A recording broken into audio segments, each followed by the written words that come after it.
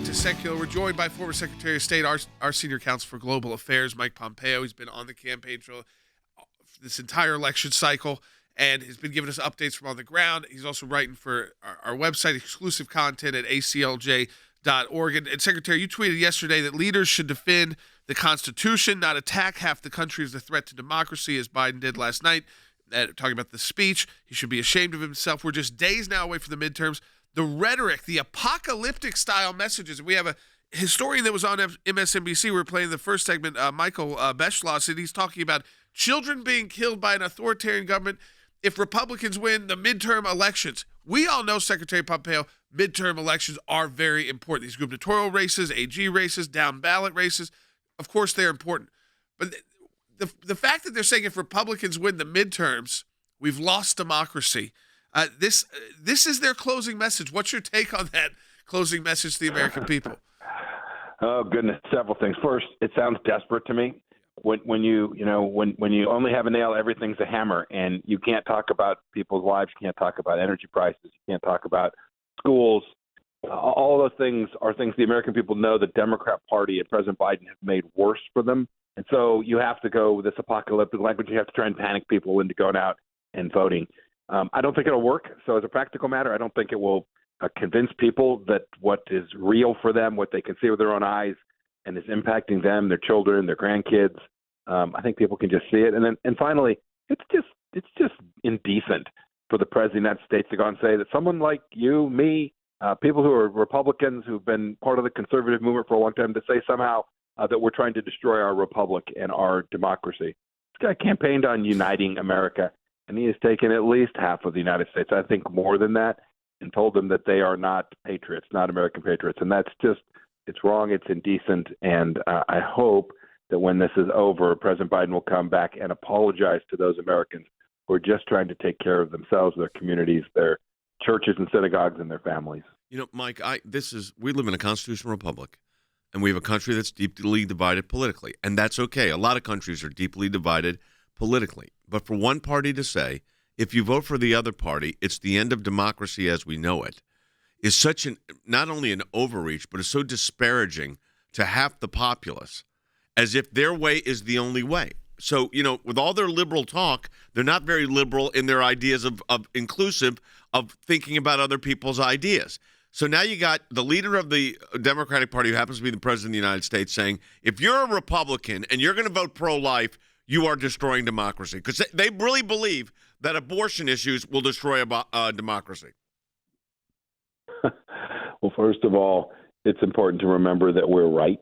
And when you ought to first win the argument, and they've completely abandoned winning the argument because they can't win the argument. They can see that the American people have walked away from their big government, radical abortion set of understandings of the things that matter most.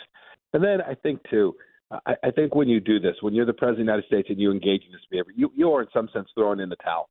You are acknowledging that your ideas have been rejected. And I remember when President Obama said that it was Republicans and conservatives who were clinging to their guns and their Bibles. I remember that moment, too, as demonstrating that their ideas had just lost any relevance for the American people, and the American people ultimately rejected them for that reason. I think that's going to happen again in a handful of days here. Can I ask one other question, Jordan, as a follow-up? Mike, this is something I read last night. We had a meeting with all of our lawyers from around the country. We knew you're coming. We're going to actually see you next week. But this is I'm very concerned about this article that I've read, and I've done some research last night and this morning, where the largest hedge fund in England, the Elliott Group, is warning that hyperinflation could lead to, quote, global societal collapse. And this is not a fly-by-night firm. They are worried that the hyperinflation going on in Europe and some that's going on in the United States could literally put us back to how the economy felt in World War II. It already feels like how we did in 1979 with Jimmy Carter. What's your thoughts on this? You dealt with these groups and these governments. What's your thought on this? I mean, England's got a mess. Yeah, they have a mess. And the Elliott Group, these are serious people, thoughtful people, not prone to crazy, fanciful thinking. So we ought to read it, take it seriously. Look, Europe has to get serious, too. It has to stop living in the fantasy land that it has, which said, don't worry, we can do deals. We can do deals that put us dependent on Russia. Don't deal. We can shut in our own energy. we can have ever bigger government spending. They've lost that central set of understandings that made Europe the place that it was with the rule of law and human dignity. America is not far behind. The work ethic is something that matters an awful lot. We have to teach our kids the right things in the schools, and I'm counting on all of us in the West. Those of us, the very things that the ACLJ has been working on for the last decades, those are the things that built the greatness of our country, the Judeo-Christian heritage of our founding. Those are the things that work. And when you hear someone like the Elliott Group talk about hyperinflation driving civilizational collapse, it is partly financial, but I think it is deeply about decency and respect for families and respect for life that puts the civilization that we know and love. If you said what's really risking it, it is that, not just the fact that inflation is high.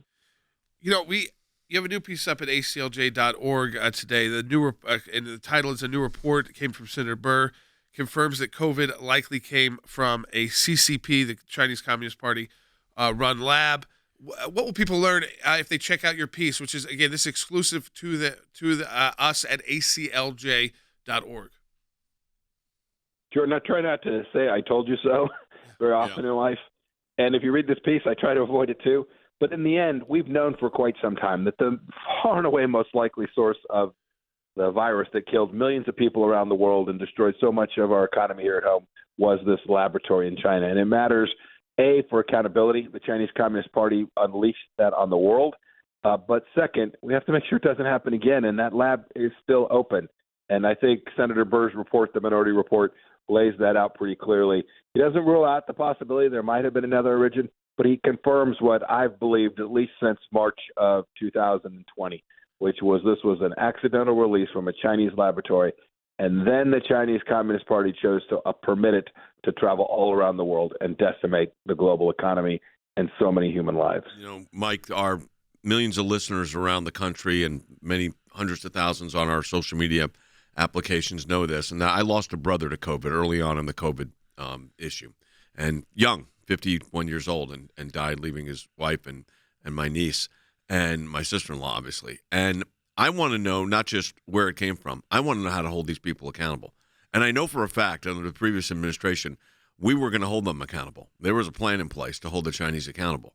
And this, what they unleashed on the world and also in the United States, has not only ruined economies, ruined job prospects, it's destroyed families. I mean, this has destroyed families. And the Chinese cannot get away with this.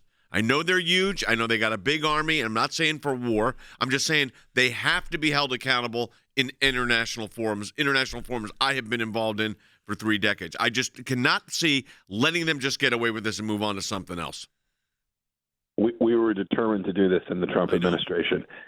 We were absolutely determined. And your point is well taken. There are many places you've litigated in. The ACLJ has been an important part of holding violators of this nature, not just human rights. This was a knowing release of a relatively lethal, highly contagious virus, and they said, fine, get on airplanes, travel the world.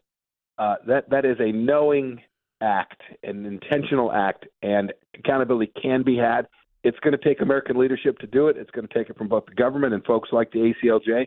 And I am confident that this report will be another pillar, another leg in the stool that will give us the opportunity to do that.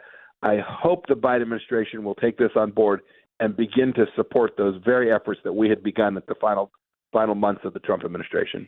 Folks, I want you to go to ACLJ.org to read the new piece up by Secretary Pompeo. Again, that is unique to our website at ACLJ.org and to our organization as his senior counsel for global affairs with the ACLJ. The title, New Report Confirms that COVID Likely Came from the CCP-Run Labs. So you know where to find it at ACLJ.org. As always, Secretary Pompeo, we appreciate you joining us with your insight. I will know we'll get you on next week, too, with the elections. I want just people to understand this, too. That COVID issue, which it doesn't always poll because people, I think, kind of also they're trying to get out of it and move forward in life. But the origins, the idea, we know that the Democrats will just continue more January 6th hearings if they keep control of Congress. I mean, that's what they want to focus on. They don't want to talk about China. Well, we're going to talk about because China. Hunter, all the Biden families, the money, the this, the that, they have to it's like kid gloves when it comes to China. I think January 4th is going to be a third is a new day. If the election goes, I mean, listen, if you show up and vote and the conservatives get in power, it could be a new day. Think about if you all those don't, different it's going to be the same old, same old.